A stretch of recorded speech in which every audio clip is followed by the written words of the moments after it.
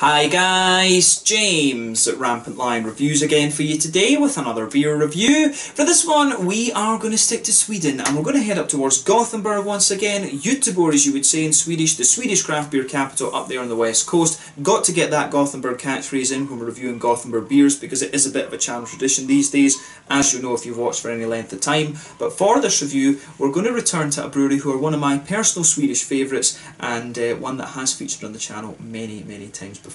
So we're going to go out to the east of the city today, to Landvetter, very close to the main airport in the city, and we're having a look at yet another beer from Bryggeri. So the one up for review today is called the Lusher Crusher. This comes in at 8% ABV, it's a New England double IPA, and this one is part of the Crush series, which is one of two New England IPA series that Bryggeri have along with the Fresh series. I think the Crush ones tend to be the double IPAs, whereas the Fresh series are the kind of single 6.5%ers. If I remember rightly. They've got various different series of beer at the brewery though. They've got the Future series, which is the barrel aging program. They've got the Bite series, which is the West Coast IPAs, and they also have another one for the Imperial Stouts as well, but the name of that has gone right out of my head at the moment. But I've had some really nice IPAs from these guys over the last little while. They seem to have kind of thickened up their mouthfeel a little bit in recent times, which I think is something that they really needed to do. The beers always had a really nice flavour profile, but they just needed to be that little bit thicker in my mind. So yeah, the last 2 or 3 IPAs I've had from Bryggeri have been really very good actually. But this one apparently has some New Zealand hops in it, and as you'll know if you've watched the channel for any length of time, I'm a huge fan of New Zealand hops. So this one is a little bit different from the previous offerings we've had in the Crush series before. So fingers crossed this is another good beer, and hopefully you guys enjoy my take on this one as well. I'm very curious to see what this has in store for us, and you know, this should be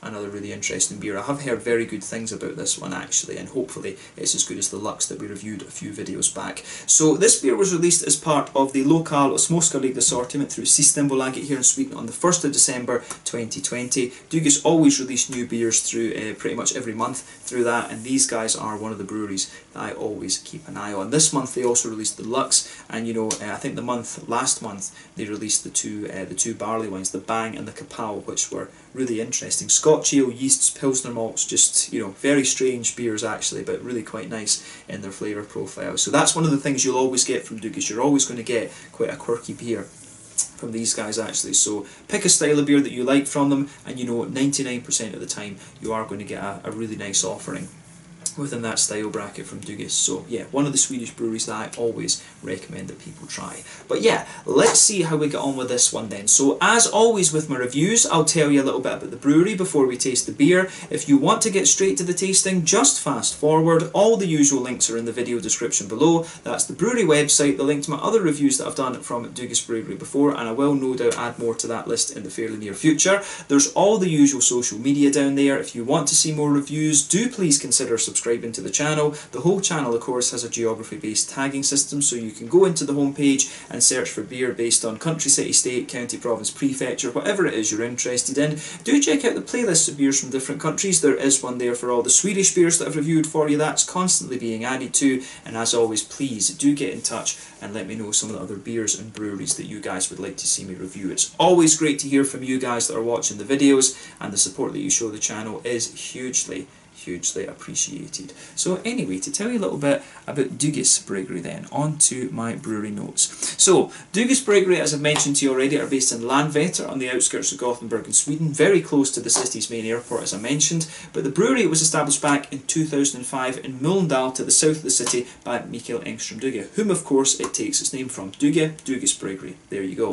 But a few years prior to this, Mikael had met an Englishman who was selling second-hand breweries, and this really got him thinking about brewing his own beer. So he studied the admittedly very complex Swedish alcohol laws. They have liberalised a little bit, but they are still very complex. He visited various other breweries around the country, and he started buying up equipment to put together his own brewery, and this culminated with the opening of their first site in Mölndal, again to the south of Gothenburg, back in 2005. Over the following years they continued to build up their customer base and expand the capacity of the brewery, but by 2009 they'd outgrown this original premises that they had, so the following year in 2010 they moved to Landvetter, to the east, kind of to the northeast, I guess you could say, of Gothenburg. But the older brewery had a complete capacity of around 1,500 hectolitres per year, but the new brewery started off with 8,000 hectolitres of beer per year capacity, and this has been more than doubled in recent years. Over the years, these guys really became well known for their kind of fruity and sour beers, and also the imperial stouts as well. Two of the cult classic beers from these guys would be the Tropic Thunder and also the Egypt Imperial Stout. Those are two that I would always recommend you try from Dugas Bryggeri. These guys, those two are really kind of Swedish cult classic beers, I guess you could say as well. But more recently they've been investing a lot in their barrel aging program, the Future series as I mentioned earlier, and they've been producing a lot of IPAs as well, the Crush, the Fresh, and the Bite series, of course. But yeah, these guys are one of the co-owners of the Brewers Beer Bars as well in Gothenburg. I would recommend that you visit the Tredje Långgatan one, because that is the original, and they own that along with the guys from All In Brewing, who are one of the numerous gypsy breweries that operate in the Gothenburg area. And I think Mikael's daughter, Ida, along with her husband John, who run Electric Nurse Brewing, I think they're also involved with the two Brewers Beer Bars as well, actually. But yeah, that's all I can really tell you about Dugas Bryggeri for the moment. These guys have been a very, very prolific brewery over the years. I've no idea what you know, how many different beers these guys have produced over the years. It actually says on Untappd that they've only produced 40, which I know for a fact is not true, because I've reviewed nearly 30 of them, and there's many, many beers from Dugas that I've not had.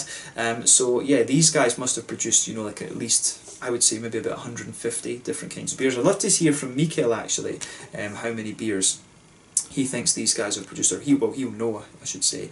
But yeah, I'd love to know how many beers it is that Dugas Bryggeri have actually produced, but they are a very, very prolific brewery. They're always putting out new stuff, which is great, and as I said, they're not scared to try different styles. These guys have done barley wines, imperial stouts, Schwarz beers. I think I've had, you know, there's Pilsners from these guys as well. I actually need to go on to Systembolaget and see what things they have, and maybe pick up a few more of their kind of random beers. The one thing I've not had from them yet so far, though, is a Scotch ale. I would love to have a Scotch ale from these guys. That would be pretty damn awesome, actually. But yeah, I think this would be a very, very nice style for these guys to try, because I was impressed. I have been impressed with their higher alcohol things, so I think a Scotch ale could be a very interesting experiment to try with them. But yeah, I think this this Crush series is really good. I mean, if you like your New England double IPAs, Dugas have some very interesting offerings there. If you want a lower alcohol one, I'd say go for the Fresh series, and I'm curious to see how the Bite series develops over the next little while as well, because you know, it's good to see the West Coast IPAs making a little bit of a comeback. I don't know if I've ever had a black IPA from Dugas either, actually, so that's something that I definitely need to see about sorting at some point in the future. I'm not sure if they've done too many black IPAs, but that would be really nice, actually. It'd be cool if they did a black IPA series as well, but as they say, maybe they've got too many irons in the fire or something. We'll need to see. But yeah, a very, very good Swedish brewery in my opinion, one that I always enjoy reviewing the beers from. And as I say, I always hope that you guys enjoy my Dugas reviews as well. But yeah, that's all I can really tell you about Dugas Bryggeri for the moment. If you want to learn more about these guys, you can check out the brewery website. You can follow them on Facebook and Instagram to keep up to date with all the latest goings on. And you can, of course, check out the Rate Beer, Untappd and Beer Advocate pages to learn more about all the different beers that these guys have done. So yeah, let's get on and actually have a taste of this beer then. I have to say, just very curious about this one. So as you can see, the artwork on this beer is very similar to what you would normally expect of Dugas Bryggeri.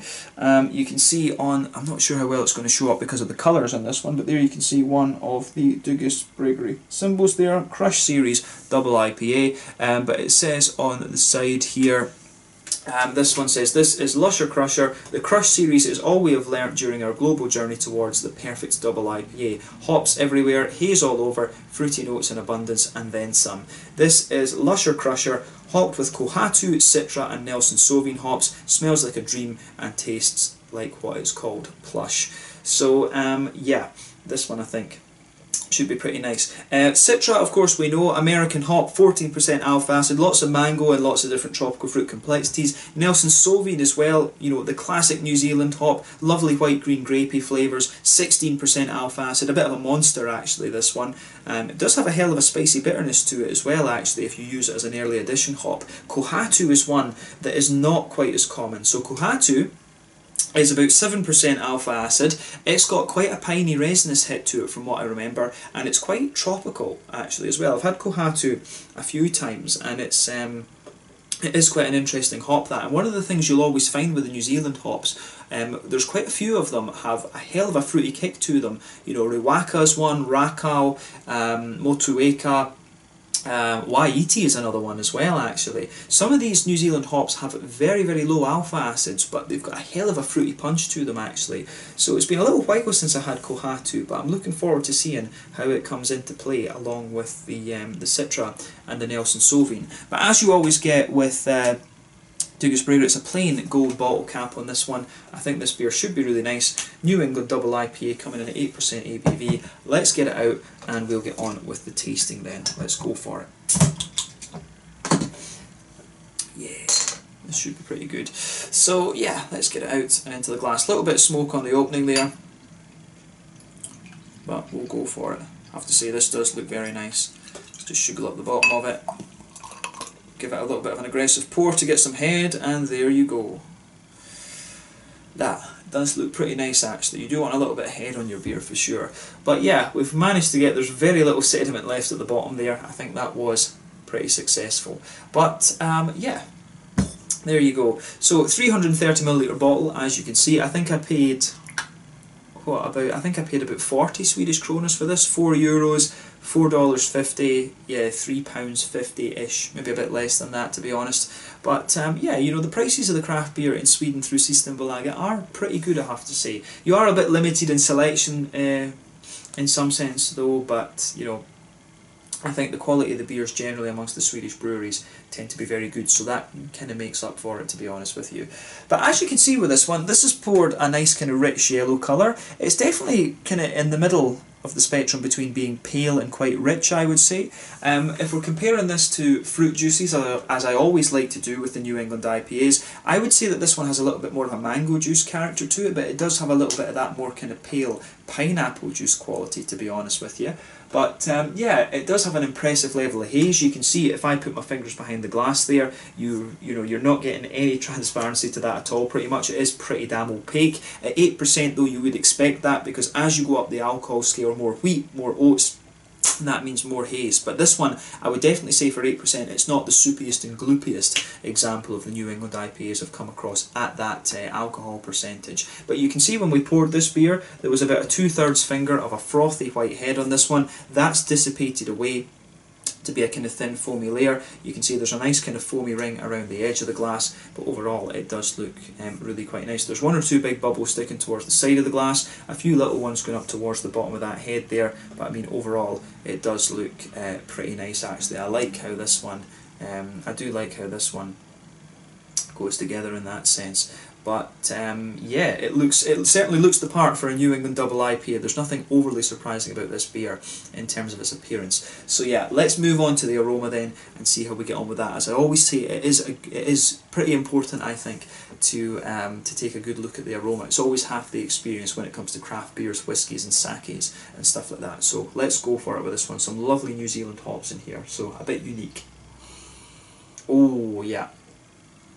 I mean, Citra and Nelson Sauvin is a really kind of classic combination, so there is a bit of nostalgia about this beer for me in that sense. I've had quite a few beers that have had Citra and Nelson Sauvin in them before, and straight away with this one, as soon as you put your nose into this, you get that juicy mango and you get that soft white green grapey sort of thing. You know, you get a lot of that out of this beer, which is great. Yeah. But you can smell the Kohatu's giving this a little bit more depth actually than just that. But we'll come back to the fruits in a minute. Let's focus on the malty side of things. So for me, when I sugar this beer up, the first thing that comes into my mind is that this has got quite a high wheat content. You can feel that very thick. You can smell that very thick kind of white bready, wheaty character out of this one. The beer does have a little bit of bitiness to it as well. This does strike me as quite a wheaty leaning IPA in terms of its malty aroma. We'll need to see if that translates into the flavour, but yeah, there's quite a bit of a wheaty presence in the malt base with this beer.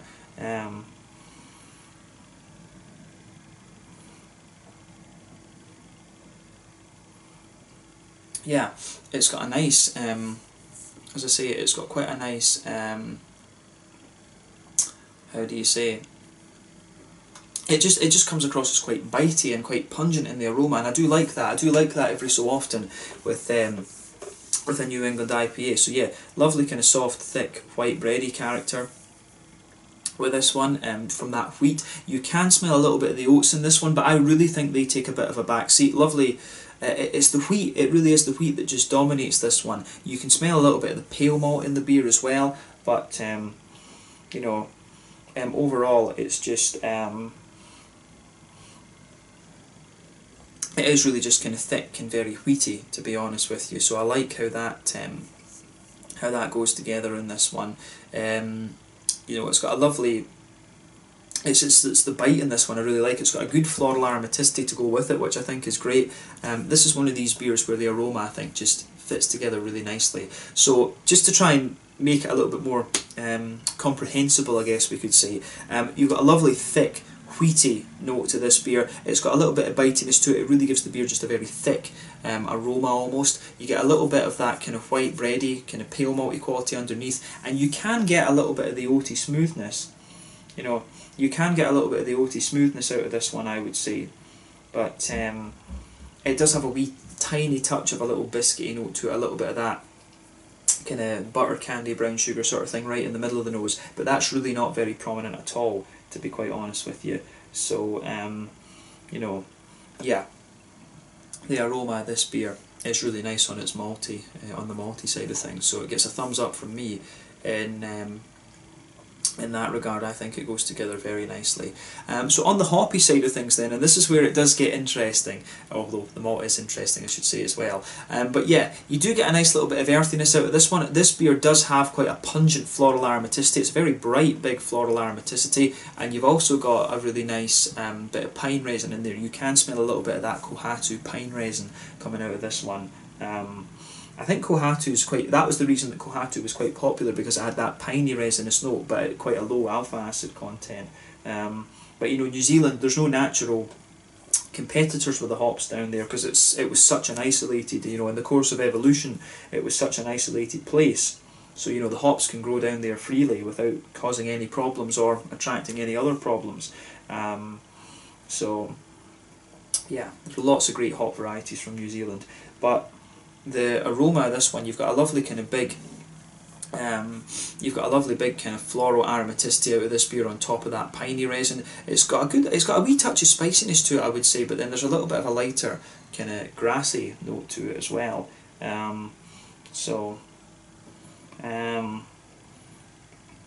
Yeah, lovely little bit of so you get more. It's the Nelson Sauvin, I think, contributes to that as well. It does smell as if this beer has a lovely lighter grassiness to it. There's some good floral aromatic notes as well, but I mean overall it just fits together really quite nicely, this one. The green side of the beer matches quite well with the sort of more wheaty, thicker wheaty kind of note that this beer has. But yeah, on the fruity side of things, it is kind of what you would expect, to be honest. So you've got a lovely kind of big white green grapey note, which is obviously from the Nelson Sauvin. You're getting that softer mango note from the Citra. There's a wee bit of gooseberry, I think, coming out of this one as well, underneath that white green grapey note. That's probably coming from the Citra as well. But I think the Kohatu is giving you quite a little bit of a...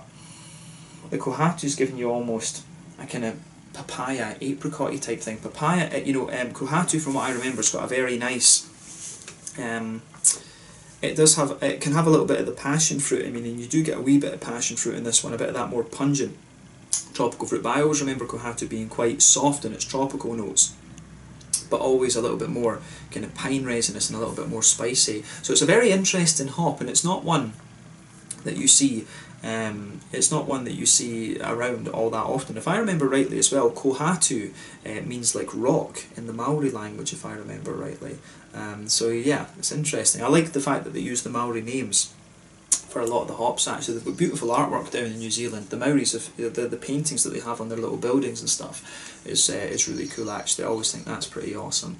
But yeah, I think the artwork that the Maoris have is pretty cool, and their language is very interesting as well, because I think it evolved, you know, separately from everything else too. So yeah, it's a really interesting one.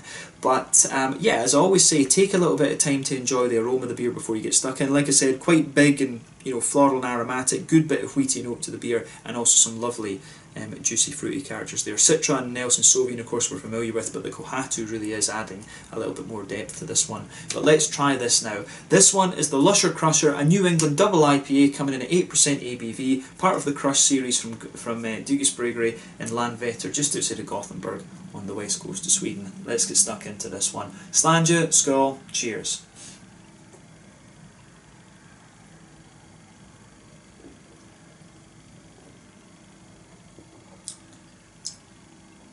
Oh yeah, that's pretty damn solid once again. You know, I'm not surprised because as I've told you before, we've had some great beers from Dugges over the years. I think that kind of thicker wheaty note that was picking up in the aroma, this one, that does translate into this beer actually.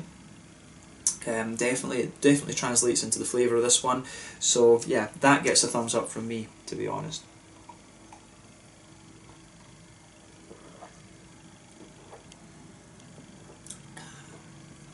But yeah, again, it comes across really nicely and balanced actually. I mean, one thing I always would have said about Dugges was that their sours and their kind of high alcohol, big, more malty beers, those were always the ones that stood out. But I think the IPAs were always good, but I think in terms of which beers would be the ones you'd recommend, I think for me the IPAs have caught up to the more malty offerings from Dugges in recent times, and I think since they've kind of thickened up the mouthfeel, the beers have just come across as a lot more complete almost, I guess you could say that. So yeah, the last maybe 2, 3, 4 IPAs that I've had from Dugges have been really on a different, on a higher level. The other ones were always good, like I say, but it just feels that they've stepped up a gear with this slightly thicker mouthfeel that they're going for now. So I certainly like that about this one. So yeah, this does get a thumbs up from me. As you know though, I probably was going to like this one as soon as I got it because of the New Zealand hops. I love my New Zealand hopped IPAs, but yeah, this is a pretty nice one, I have to say.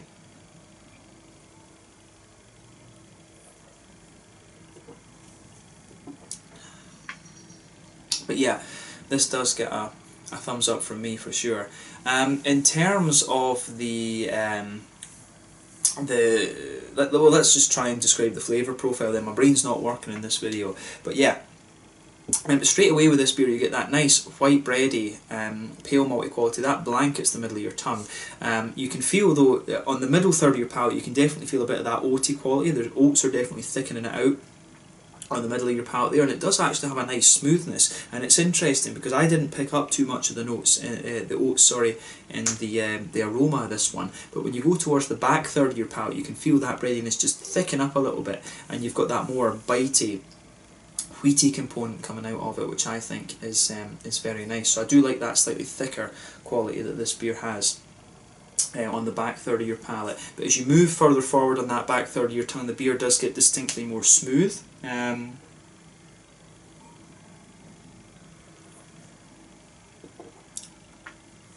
Yeah, so it does get it does get distinctly more smooth. And I think, yeah, the further you go into the aftertaste, you start to get more of the oats coming out of this one. You do get a little bit of that wheaty bitiness lingering there, but the smoothness of the wheat, I think, comes out as well. But yeah, this is really pretty solid done. It doesn't really, in terms of the flavour profile, it doesn't do anything surprising with this New England IPA style, but it just has a really nice composition to it, and it's well crafted. And these days, there's so many New England hazes on the market, you can't ask for much more than that. So we can just give a thumbs up to all we can do is really give a thumbs up to Dugges Brewery for this one. It certainly comes across very nicely. In terms of the in terms of the middle of your palate, I think with this one, as I say, when you go, the back third of your palate feels a little bit thicker. As you move further forward, the thickness just drops away a little bit as you move into that middle third of your palate. You've got some nice kind of, you've got a nice little bit of an oaty creaminess there in the middle of the palate. And there's maybe, the oats I think do get a little bit drier the further you go into the aftertaste, and it becomes a little bit more kind of almost powdery, if you like. You do get a little bit of a kind of powdery oaty quality from this beer, which I think is quite interesting. But there's a wee bit of a kind of brown sugar there is a little bit of that kind of Werther's Original kind of caramelly brown sugary sort of thing coming out of the beer. But yeah, that goes together very nicely, I think, in this one for sure.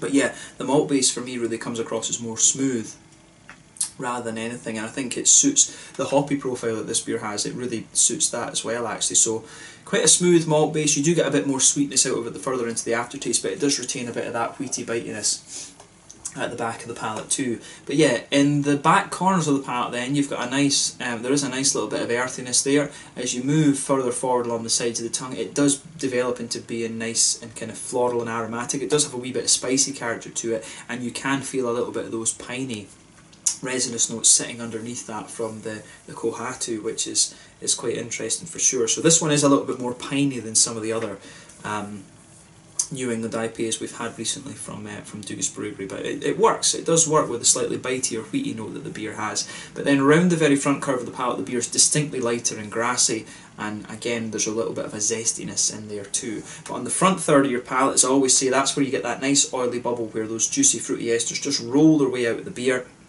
This beer really shows its kind of head a little bit. So at the back of that front third of your tongue, you've got a little bit of a kind of stronger passion fruity note there, which will probably be the Citra, and I guess to a degree the Kohatu as well. But as you move further forward from that, the passion fruit actually does come forward quite a little bit in my mind. Then you start to get some of the mangoes from the Citra, I would say, and then you start to get the kind of softer you know, the papayas and the apricots. I always say I feel that I say these, but that's really what comes to mind, these papaya apricot flavours. You start to get that softer tropical fruit note out of this one. But on the front half of that front third of your tongue, that's where you get the kind of Nelson Sauvin, the kind of white, green, grapey sort of flavours on this, and that comes across as a little bit more oily in my mind compared to the other fruits that are in the profile here.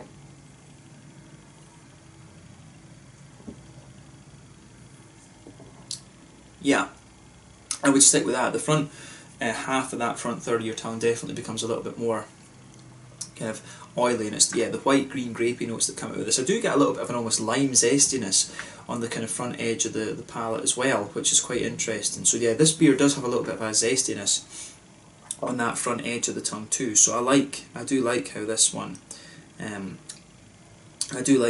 goes together in that sense. The fruity profile of this beer, I think, is really quite interesting. So it's got a bit of the pungent tropical fruit, then it's got a bit more juiciness and kind of softness to it, then the more oily white, green, grapey notes, and also just a little bit of a kind of citrusy zest to it, a bit of a limey zest in my mind. So yeah, I really like how this one goes together. I think the Kohatu's acting really interestingly in this one with the you know, with the kind of more piney resinous approach and some of the softer tropical notes. But I think you would get that with Citra anyway, to be honest with you. But you know, Citra and Nelson Sauvin is an age-old combination that's been around for quite a long time, but Kohatu I think just adds a little bit more bite to the whole thing. I think that's definitely fair to say. I think it gives a little bit more pungency to the darker side of the tropical fruits, and it also just gives you that little bit of pine resin. So it's an interesting choice to put in there. And as I've said about the New Zealand hops earlier, you know, for 7% alpha acid, Kohatu does have quite a bit of a kick to it, and you can say the same for the, you know, the Rakau, the Riwaka, Motueka. You know, there's lots of different hops. Waiti is the other one. I think Waiti is like 3% alpha acid or something crazy like that, but it still packs a hell of a fruity punch to it. You know, these New Zealand hops are really, I think they're just not, it's just a shame they're not more well known, I guess, in Europe, you could say. But and I guess probably they're more expensive to import than the American ones as well because of the distance. But you know, hey ho, you've got to do what you can. But the New Zealand hops are beautiful, actually. I really want to get back to New Zealand and just, you know, review more of their beers. That would be awesome. But yeah, flavour profile of this beer, I think, is pretty nice. It's got a bit of everything. It's a bit of a more wheaty leaning IPA, a little bit more kind of bitter in my mind as well, and then it's just got a really nice kind of fruity composition. The fruits are very well balanced between the tropical and the citrusy side of the spectrum, so it's got a bit of everything, this one, for me. In terms of the mouthfeel then, this beer, I'd say it's at the bottom end of full-bodied. Carbonation is very smooth. It's got a wee bit of oiliness to it as well. Oiliness, can't say that word. It's got a wee bit of oiliness to it, but it's also got a really kind of nice smoothness at the same time. So it's got a bit of creaminess and oiliness just working in harmony there, which suits it very, very well. In terms of the bitterness, I think we've got about 40 IBUs in this one, maybe a little bit more than that, could even be 50. To be honest with you, but remember, this is my weakest point of reviewing. I'm not the best at telling you the IBUs of something. So yeah, bear that in mind. But yeah, I think a little bit more bitterness to this one. The malt base, like I say, is slightly thicker and more kind of, it's got a bit of a kind of more dry oaty character to it, a bit of that powdery oatiness and thickness and creaminess there. But the fruits are quite nice, a little bit more pungent fruit and a little bit more of a kind of juicy, fruity side to it as well. But overall, it's a very, very nice, it's a really nice kind of combination, this one. So I like how it all goes together. So thumbs up to Douglas Brewery once again for this. This is another really interesting addition to the Crush series. I feel this one's taken me a little bit more time to go over, but I hope that you guys have enjoyed this review nonetheless. But we'll round it off there. Once again, thank you for watching my beer reviews. Until the next time, please like, subscribe, share, all the usual YouTube stuff. Let me know your own thoughts on this beer in the comment section below. Let me know what your favourite beers are from Douglas Brewery as well. This one was the Lusher Crusher, an 8% New England double IPA, part of the Crush series from Douglas Brewery and Landvetter, just out to the east of Gothenburg on the west coast of Sweden. Lovely beer, this one, a little bit of everything, and particularly interesting because of those New Zealand hops. But yeah, thanks again for watching, and I hope you guys enjoyed this one. Let me know your own thoughts on the beer in the comment section below, and I hope to see you guys again on another review. Slàinte, skål, cheers. Make sure you check out Douglas Brewery. These guys are doing some pretty damn awesome stuff just now. Slàinte, skål, cheers, and catch you guys later.